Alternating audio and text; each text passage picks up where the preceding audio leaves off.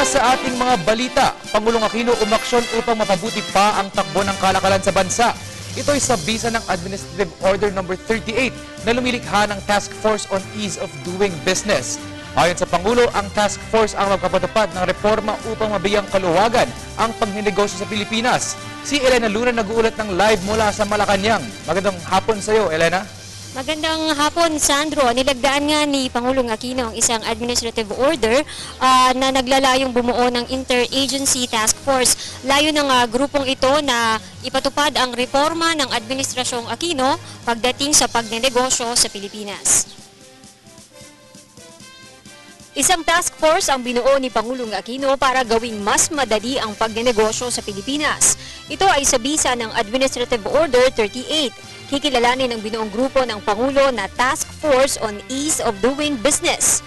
Ayon kay Executive Paquito Ochoa Jr., tutulong ang task force para umangat ang ranggo ng Pilipinas sa mga global surveys pagdating sa competitiveness.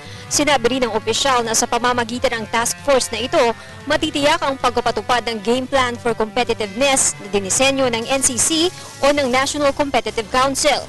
Ang task force ay pangungunahan ng kalihim ng Department of Trade and Industry na si Gregory Domingo. Makakasama niya sa task force ang mga kinatawan mula sa NCC at sa Departments of Finance, Interior and Local Government at Justice.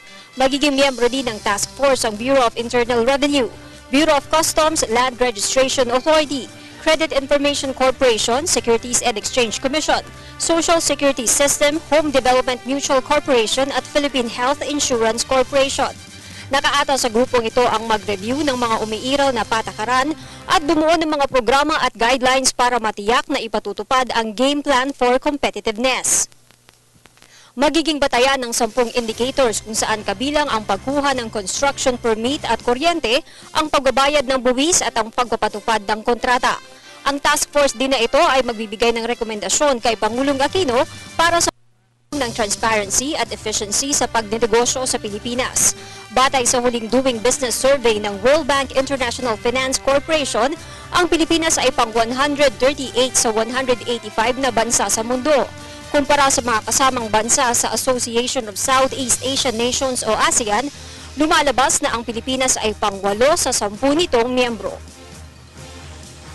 Sandro, effective immediately ang administrative order na ito ni Pangulong Aquino. Nakasaad din sa order na ito na makalipas ang 2 buwan ay kailangan magsumite ang task force ng report sa Office of the President. Nakalagay din na kada 6 na buwan ay magsusumite sila ng report sa OP. At yan ang ating balita mula dito sa Malacanang. Sa tulong ng RTBM, ako si Elena Luna para sa Telebisyon ng Bayan. Maraming salamat sa iyo, Elena Luna.